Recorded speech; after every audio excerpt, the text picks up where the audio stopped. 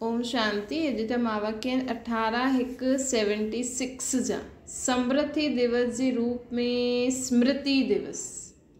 कल असां स्मृति दिवस मनायो न बाबा जी न। स्मृति दिवस अर्थात समृद्धि ॾियाराइण जो दिवस। त असांखे कल बाबा चई असांखे केतिरी स्मृति आयूं आहिनि उनखे गिणंदा वञो त समृद्धि अची वेंदी।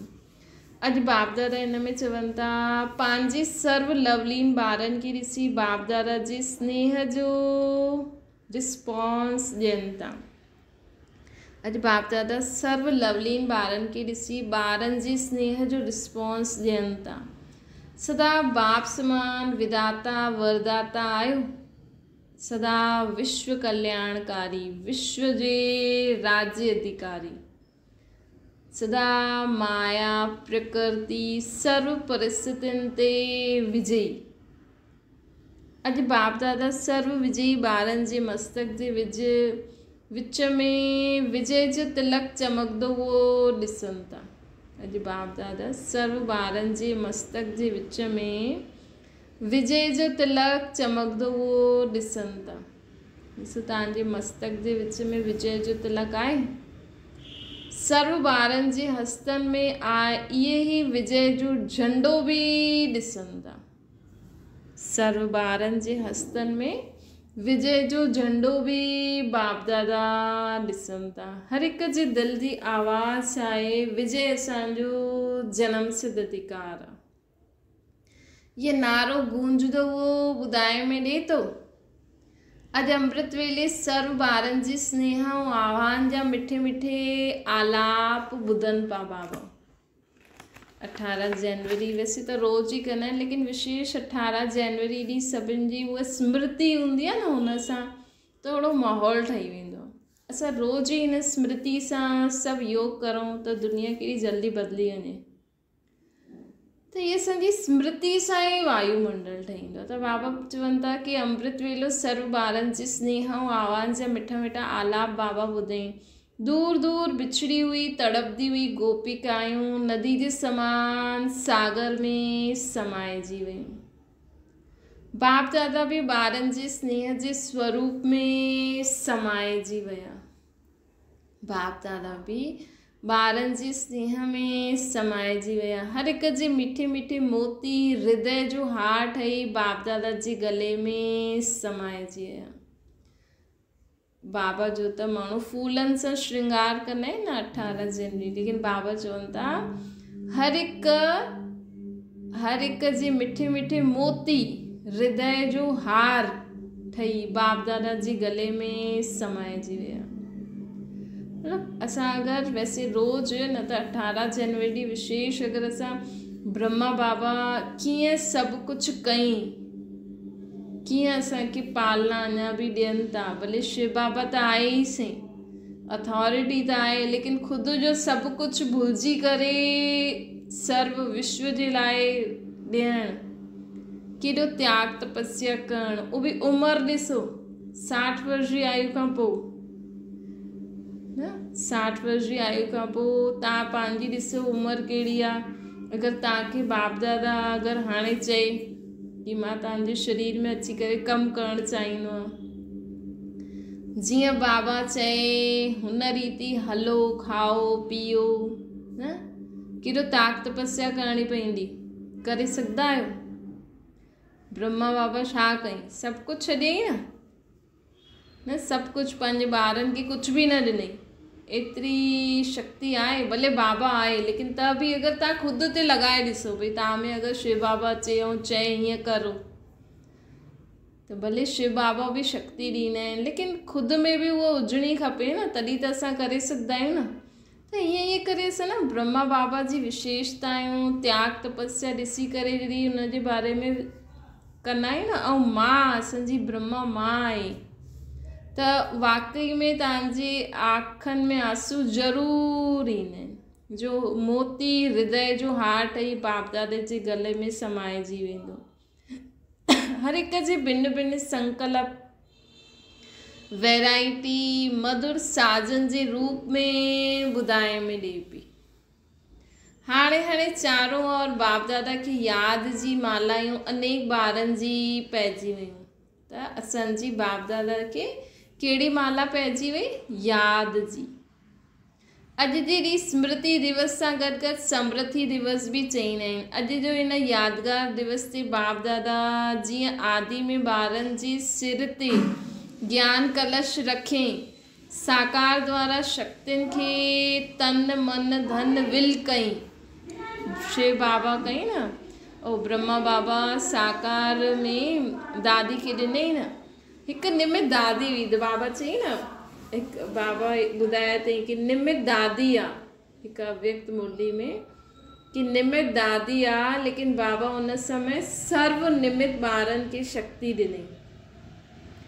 जीअं कोई घर जो वॾो हूंदो आहे न, उहा हिकु ॿार खे सभिनि जे लाइ ख़र्ची ॾेई वेंदो आहे न, कि हिनखे बि ॾिजां, हिनखे बि, भले सभु न हुजनि लेकिन हिकु आहे त हुनखे सर्व जे लाइ ख़र्ची ॾेई वेंदा आहिनि।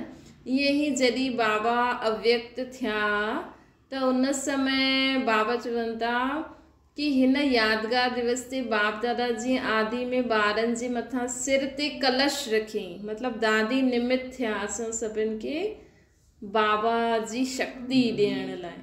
बाबा उनखे ॾिनई ऐं दादी पोइ असां द्वारा असांखे बाटे छॾी। त निमित कोई हूंदो आहे, निमित दादी जो हथु पकड़ियईं, लेकिन बाबा जे साम्हूं सर्व ॿार हुया बुद्धि में। ॿारनि जे सिर ते ज्ञान कलश रखियईं, साकार द्वारा शक्तियुनि खे तन मन धन विल कई। वैसे ही साकार तन द्वारा साकार पाठ जे अंतिम समय शक्ति सेना के विश्व कल्याण जे विल पावर विल कई।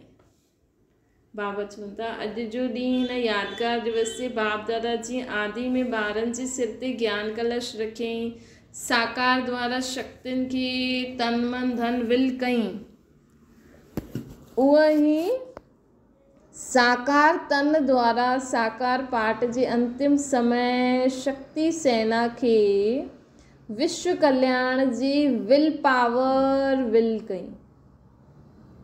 जीअं ब्रह्मा बाबा भी उहो ॾिनई न पंहिंजी विल सॼी माताउनि खे, त ईअं ई बाबा चवनि था कि बाप दादा बि अंतिम समय विश्व कल्याण जी विल पावर शक्ति सेना खे ॾिनी। स्वयं सूक्ष्म वतन निवासी ठही साकार में ॿारनि खे निमित ठाही। हिन करे इहा समृद्धि दिवस आहे। हिनखे समृद्धि दिवस छो चईंदा आहिनि? जीअं आदि में ॿारनि जे मथां ज्ञान, ब्रह्मा बाबा थोरी वेंदा हुया एॾो ॿाहिरि, पहिरियों त इहे सभु मातायूं भेणियूं ई निकितियूं न। त आदि में बाबा ज्ञान कलश केते ॾिनई? माताउनि ते। ऐं ब्रह्मा बाबा जी जेकी बि प्रॉपर्टी हुई उहो ब्रह्मा बाबा ऐं जंहिं बि कई उहे सभु माताउनि जे नाम ते विल करे छॾियनि। पोइ जो कमिटी ठही हुई माताउनि जी, उन द्वारा ई सभु यज्ञ हलो। त जीअं आदि में बाबा बाप दादा ईअं कमु कयूं, उहे ई अंतिम जो साकार तन जो अंत पाठ हुयो, उन समय बि पंहिंजी जेकी बि शक्तियूं हुयूं विश्व कल्याण जे लाइ निमित, उहा बाप दादा शक्ति सेना खे ॾेई छॾी। त ॾिसो शिव बाबा जॾहिं ब्रह्मा बाबा जे तन में आयो तॾहिं बि बाबा उन खां त्याग कराई, ॿियनि खे ॾियाराई। ऐं जॾहिं अंत समय जॾहिं साकार पाठ पूरो पियो थिए त उन समय बि पंहिंजो सभु अनुभव शक्तियूं जेके बि हुयूं, जेके बि कम में अचणियूं आहिनि विश्व कल्याण जे लाइ, उहा बाबा शक्ति सेना खे ॾियाराई। स्वयं सूक्ष्म वतन वासी थी विया ब्रह्मा बाबा, साकार में ॿारनि खे निमित ठातई। हिन करे हिनखे समृद्धि दिवस चइबो आहे। अॼु बाप सर्व ॿारनि जे स्नेह में आवाज़ सां परे स्वयं खे आवाज़ खां परे स्वयं में समाइण वञनि था। अॼु बाप सर्व ॿारनि जे स्नेह में आवाज़ सां परे स्वयं में समाइण वञनि था। हिन समय चारों ओर सभिनि जो फुल फोर्स सां उलना ऐं आवाज़ जा मन जा आवाज़ अचनि था। जॾहिं सभु स्वयं में समाईंदा था वञनि बाबा, जेका बि ॿार उलना था ॾियनि, जो बि जीअं बि रीति आह्वान था करनि, वो बाबा सागर समान सभिनि जा समाइजी था वञनि, पंहिंजे में समाइनि था। अॼु तव्हांजी ॿुधाइनि था, अॼु सभिनि जे बारे में बाबा ॿुधाइनि था, बाबा सभिनि जे बारे में ॿुधाइनि था। नया नया ॿारनि खे विशेष रूप सां बाप दादा यादि जो रिटर्न ॾियनि था। जे पुराणे ॿारनि खे डबल इंजन जी लिफ्ट मिली न, वैसे नए ॿारनि खे गुप्त मदद जी प्राप्ति जे अनुभव जी ख़ुशी जे खज़ाने जी विशेष लिफ्ट बाप दादा गिफ्ट में ॾियनि था। जीअं बाबा चवनि था पुराने ॿारनि खे डबल इंजन जी लिफ्ट मिली, शिव बाबा ब्रह्मा बाबा जे शरीर में ईंदा हुया ऐं मम्मा बि त हुया। त वैसे ही जो नया नया ॿार ईंदा, जो बि अव्यक्त पाठ खां पोइ आया आहिनि, हुननि खे बि बाप दादा गुप्त मदद जी प्राप्ति जे अनुभवनि जी ख़ुशी जे खज़ाने जी लिफ्ट बाप दादा गिफ्ट में ॾियनि था। त बाप दादा असांखे कहिड़ी गिफ्ट था ॾियनि? गुप्त मदद जी प्राप्ति जे अनुभवनि जी ख़ुशी जे खज़ाने जी विशेष लिफ्ट असांखे गिफ्ट में ॾियनि था।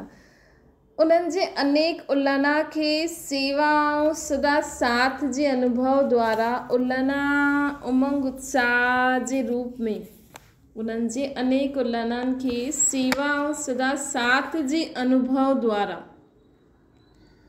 सेवा और साथ जे अनुभव द्वारा उल्लना उमंग उत्साह जे रूप में परिवर्तन करनि था। बाबा जो भी ॿार बाबा खे उल्लना ॾियनि था न, हुन जे बदिले बाबा उन्हनि खे सेवा जो चांस ऐं अनुभव द्वारा ॾाढो सारो अनुभव था कराइनि जीवन में। जंहिंसां अनुभव थींदो आहे न त उमंग उत्साह ईंदो आहे, जो कि उमंग उत्साह में परिवर्तन थी वेंदो आहे। उल्लना उमंग उत्साह में परिवर्तन थींदो आहे। जॾहिं असांखे अनुभव थींदो आहे, सेवा मिलंदी आहे, त उमंग उत्साह ईंदो आहे न। जीअं नए ॿारनि जो विशेष लगाव बाप ऐं सेवा सां आहे, वैसे बाप दादा भी विशेष सहयोग जी नज़र नए ॿारनि ते आहे। बाबा जी विशेष सहयोग जी नज़र किथे आहे? नए ॿारनि ते आहे। बाप भी अहिड़े ॿारनि जी कमाल जा गुण था ॻाइनि, बाबा भी अहिड़े ॿारनि जी कमाल जा गुण था ॻाइनि। अच्छा, सर्व स्नेही, सदा हिकु बाप जे लव में लीन रहण वारा, सर्व जा स्नेही हिकु बाप जे लव में लीन रहण वारा, बाप दादा खे प्रख्यात करण वारा, सर्व आत्माउनि द्वारा जय जयकार जी विजय मालायूं धारण करण जे निमित्त ठहण वारा, सर्व आत्माउनि द्वारा जय जयकार जी विशेष मालायूं धारण करण जे निमित्त ठहण वारा, अहिड़ा विजयी बाप समान सर्व गुणनि खे साकार रूप में प्रत्यक्ष करण वारा। सो बाबा असांखे विजय जो तिलक लॻाइनि था।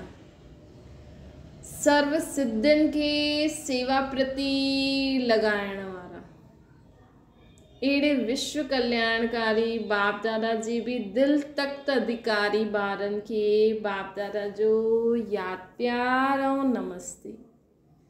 दादी जी तथा वत्सन के साम्हूं ॾिसी बाप दादा चवनि था, सॉरी दीदी जी हुया, दादी ये 76 जा आहिनि न, त पोइ त दीदी दादी खे बाबा निमित ठाहे ॾिया, ठही करे निमित ठाहे करे रख विया न।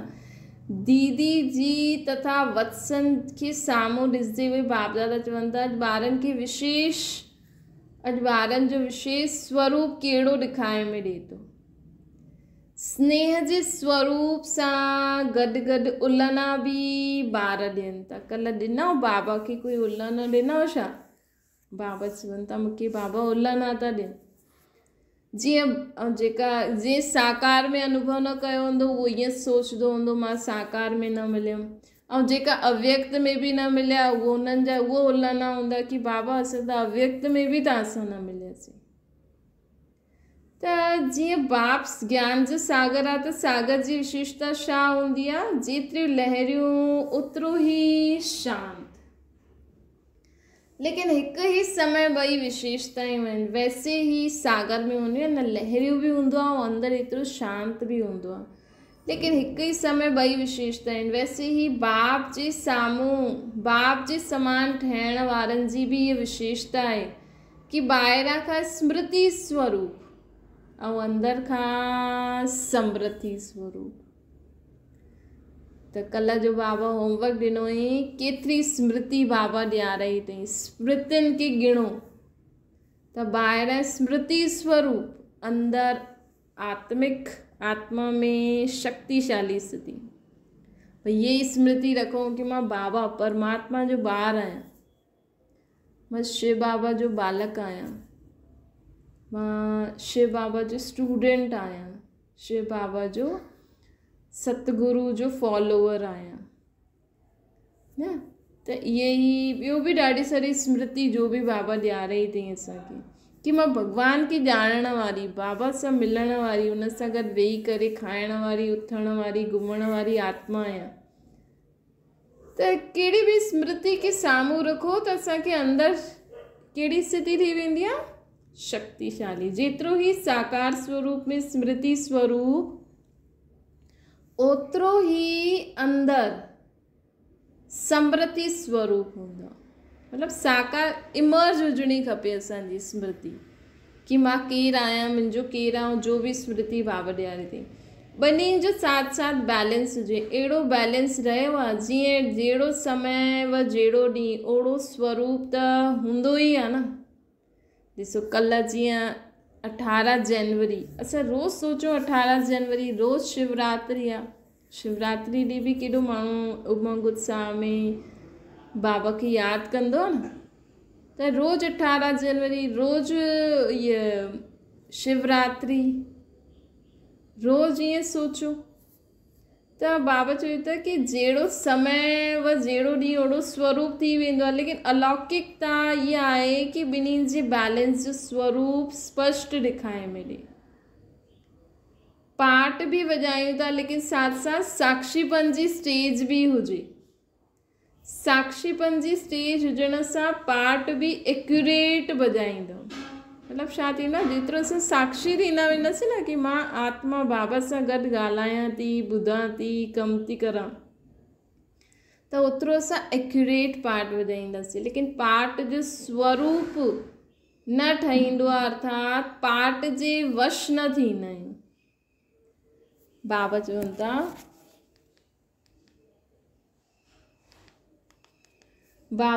था पाठ बि वॼायो था, लेकिन साथ साथ साक्षीपन जी स्टेज बि हुजे, इहा अलौकिकता हूंदी आहे। त इहे ॿिन्हिनि जो बैलेंस हुजणो खपे। असां पाठ बि वॼायूं था ऐं अलौकिकता बि हुजणी खपे। साक्षीपन जी स्टेज हुजण सां पाठ एक्यूरेट वॼाईंदासीं असां, लेकिन पाठ जो स्वरूप न ठही वेंदासीं, अर्थात असां पाठ जे वश न थी वेंदासीं।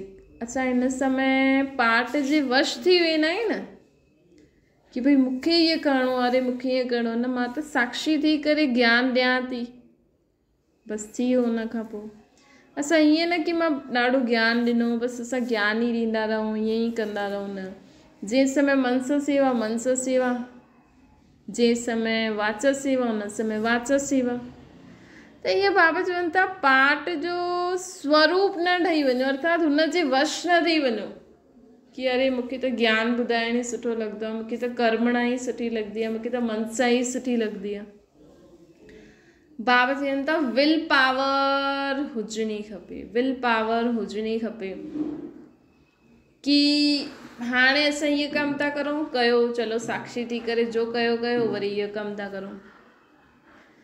त जो चाहे जे घड़ी चाहो ओड़ो पंहिंजो स्वरूप धारण करे सघो। जे समय जे घड़ी चाहियो ओड़ो पंहिंजो स्वरूप धारण करे सघो, इनखे चइबो आहे विल पावर। विल पावर कहिड़ी हूंदी आहे कि जे समय असां चाहियूं था ओड़ो असां पंहिंजो स्वरूप ठाहे छॾियूं। प्रेम स्वरूप में भी शक्तिशाली स्वरूप साथ साथ समायल हुजे।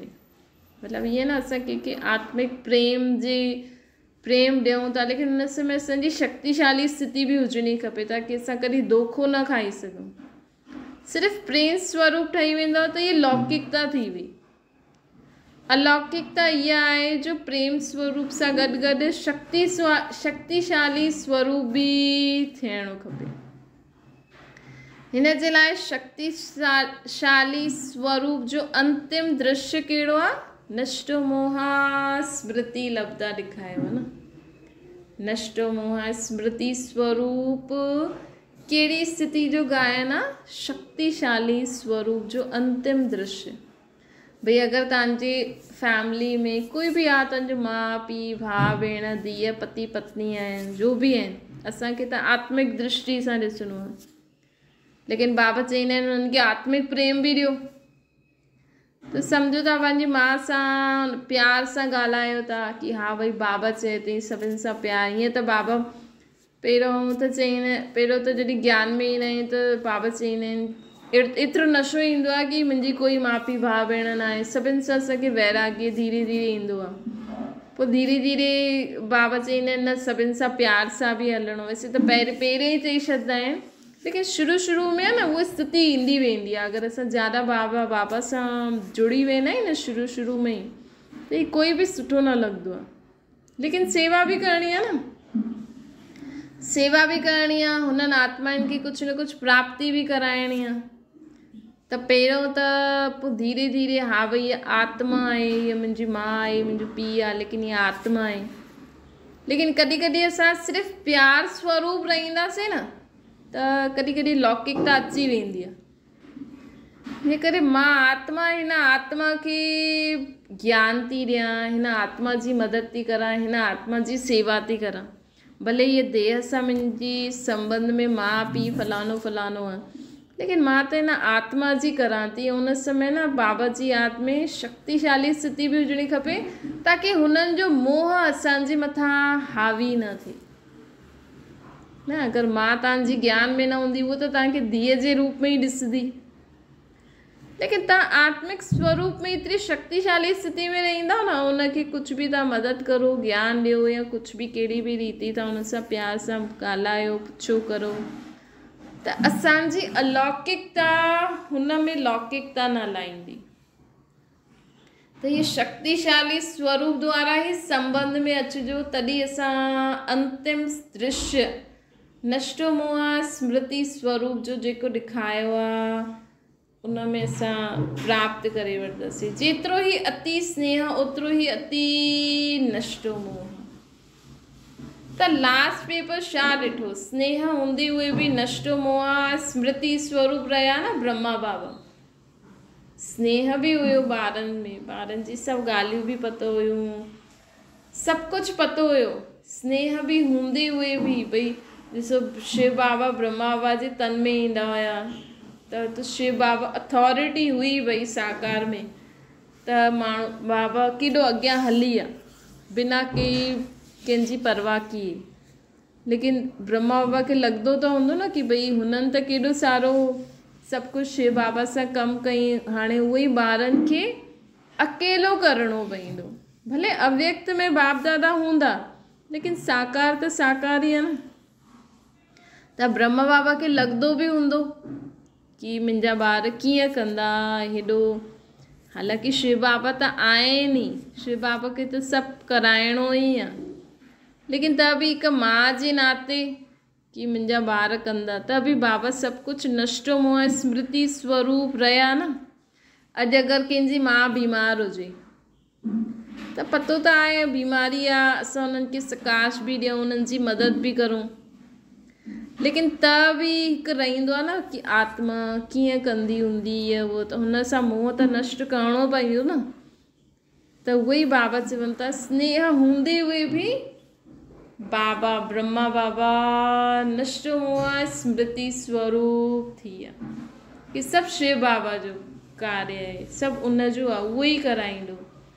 उहो मूंखे चए थो हल, त ज़रूरु शिव बाबा पंहिंजे हैंड्स ठाहे रखिया हुन न। पहिरियों त हिकु ब्रह्मा बाबा द्वारा ई कराईंदा हुया, धीरे धीरे ब्रह्मा बाबा जहिड़ी क्वालिटी शिव बाबा जॾहिं तयारु करे छॾियईं, ब्रह्मा बाबा खे बि पतो हुयो तॾहिं त शिव बाबा ब्रह्मा बाबा खे चयो वञे न हाणे साकार पाठ ख़तमु था करो।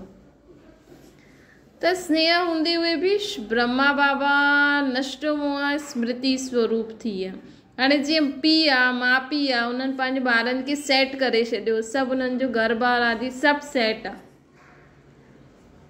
सभु सेट आहे त बि माउ पीउ खे लॻंदो त आहे न हा मुंहिंजे ॿारनि खे कॾहिं ज़रूरत पए त बि थोरो बहुत उहो थींदो आहे न अंदरां कि हा कॾहिं बि ॿारनि खे ज़रूरत पई सघंदी आहे न, हीअं त पंहिंजो कमु छुटी वञे असांजो छा मतिलबु, हाणे थी वियो सभु पंहिंजो पंहिंजो करनि त असांखे छा करिणो, लेकिन त बि उहो अंदरि मोह अंदरि थोरी ज़िम्मेवारी या थोरो रहंदो आहे हा ॿार कीअं कंदा। त इहे ब्रह्मा बाबा शिव बाबा ऐं ब्रह्मा बाबा सभु सेट था कयूं, लेकिन अंदरि तॾहिं बि रहंदो त हूंदो हा भई ॿार कंदा कीअं, त बि ब्रह्मा बाबा नष्टो मोह थी विया। इहे लास्ट पेपर यादगार में भी गायन रूप में आहे, तॾहिं ही नष्टो मोह स्मृति स्वरूप जो गायन आहे। ये ही प्रैक्टिकल कर्म करे करे बाबा ॾेखारियो। साकार संबंध सम्मुख हूंदे हुए भी साम्हूं जी भी स्थिति, साम्हूं जी भी शक्ति ऐं सहन करण समाइण जी भी शक्ति हुई ऐं सहन करण जी भी शक्ति हुई। छो जी बाबा के अंदरि सूर भी थींदो हूंदो। कल्ह बाबा चई न कि ब्रह्मा बाबा जो जेको कर्म भोग हुयो उहो हेॾे समय खां कर्म भोग हले पियो, लेकिन ब्रह्मा बाबा कॾहिं कंहिंखे शो न कई। लेकिन हिकु अव्य जेकी 69 जी मुरली में आहे त हुन ब्रह्मा बाबा सभु ॿुधाए थी कि मूंखे हीअं हीअं सूर थिए पियो, लेकिन ब्रह्मा बाबा साक्षी थी करे ॾिसंदा हुया। कल्ह बि बाबा चई साक्षी थी करे न्यारो थी करे कर्म कंदा हुया। त ब्रह्मा बाबा जे सम्मुख सभु हुया, लेकिन त बि बाबा समाइण जी शक्ति सहन करण जी शक्ति के यूज़ कई। ये ॿ शक्तियूं स्वरूप में ॾिठई, इन ॿिनि शक्तियुनि जो स्वरूप ॾेखारे में ॾियो ब्रह्मा बाबा में। कहिड़ी समाइण जी ऐं सहन करण जी शक्ति। त बाबा चवनि था हिकु तरफ़ स्नेह जो हिकु तरफ़ स्नेह के समाई ब्रह्मा बाबा, ॿी तरफ़ रहियो लास्ट जो हिसाब किताब सहन शक्ति सां समाप्त कई। मतलब कि हिकु तरफ़ ब्रह्मा बाबा छा समाई, ॿारनि जो स्नेह समाई श्री, ॿारनि जे स्नेह खे पंहिंजे में समाए ॾी। बाबा चई न ॿारनि जी उलना खे समायो मां। त असां हुन समय जेका बि दादियूं दीदियूं हूंदियूं हुन समय सभिनि जो स्नेह ब्रह्मा बाबा समाए छॾी। ऐं सहन छा पिया करनि, पंहिंजे शरीर जो सूर हिसाब किताब सहन शक्ति सां समाप्त कई। जीअं असांखे सम्झो सर दर्द थो थिए, सर दर्द थो थिए, कमु बि करिणो आहे त असां सर दर्द खे समाए करे कमु कंदा आहियूं न। त उहो शिव ब्रह्मा बाबा ॿारनि जी स्नेह खे समाइनि पिया ऐं हिसाब किताब सहन करनि पिया। त समाइण ऐं सहन ॿिन्हिनि जो स्वरूप कर्म में ॾिठो। छा तव्हां ॿारनि में स्नेह न हूंदो, छा तव्हां ॿारनि में स्नेह न हूंदो। बाबा चवनि था स्नेह जो मतिलबु ब्रह्मा बाबा खे असां में स्नेह न हूंदो। स्नेह जो सागर हूंदे हुए बि ब्रह्मा बाबा शांत हुया, पंहिंजे शरीर सां बि उपराम हिकदमि। इहा लास्ट स्टेज ब्रह्मा बाबा जी हुई। त कल्ह बि बाबा असांखे अव्यक्त मुरली में चई न कि हिकदमि न्यारो हुयो ब्रह्मा बाबा। अॼु बाबा असांखे हिन में ॿुधाइनि था छा छा कई बाबा, समाइण ऐं सहन करण जी शक्ति सां बाबा ॿारनि में स्नेह हूंदे हुए बि सभु कुझु समाए छॾी, सागर समान पंहिंजे शरीर सां बि उपराम थी वियो। इहे ई लास्ट स्टेज आहे। इहा प्रैक्टिकल में कर्म करे करे ॾेखारी। इहे ई रात्रि जो समय हुयो न, उन में बाबा जी आया हूंदा त राति जो ई समय हूंदो। लास्ट पेपर जो फर्स्ट नंबर में प्रैक्टिकल करे करे ॾेखारी। स्वरूप में लाइण सहज हूंदो आहे, लेकिन समाइण स्नेह के स्वरूप में लाइण सहज हूंदो आहे, लेकिन कंहिंजे स्नेह खे असां समाईंदा वञूं, साम्हूं माण्हू तव्हांखे ॾाढो स्नेह करनि था, लेकिन असां उन्हनि जे स्नेह खे समाए करे ऐं उन्हनि जे स्नेह ते उहो ध्यानु न ॾियूं। इन में विल पावर खपे, इन में विल पावर खपे। सम्झो कोई तव्हांखे ॾाढो स्नेह करे थो, लेकिन तव्हां उन समय अगरि हुन जे स्नेह में अची वियो त पंहिंजो कमु रहिजी वेंदो। त हुन जे स्नेह खे समाइणो बि आहे ऐं कमु बि करिणो आहे। त समाइण में विल पावर खपे असांखे। सॼो पाठ समाइण जो ॾिठो न, करम भोग खे बि बाबा समाई, स्नेह खे बि समाई। इहा थींदी आहे विल पावर। इहा विल पावर अंत में ॿारनि खे विल कई बाबा। त बाबा असांखे छा विल कई कि छा विल कई? समाइण जी शक्ति, सर्व जे स्नेह खे समायो। पंहिंजी करम भोग या कोई बि ॻाल्हि, कोई बि परिस्थिति अचे थी, स्नेह सहन करे करे बाबा खे यादि करे हर कर्म कंदा हलो। त अंत विल पावर, अंत इहा ई विल पावर ॿारनि खे बाप दादा साकार ब्रह्मा बाबा असांखे विल कई। अच्छा, ओम शांति। बाबा खे यादि करो।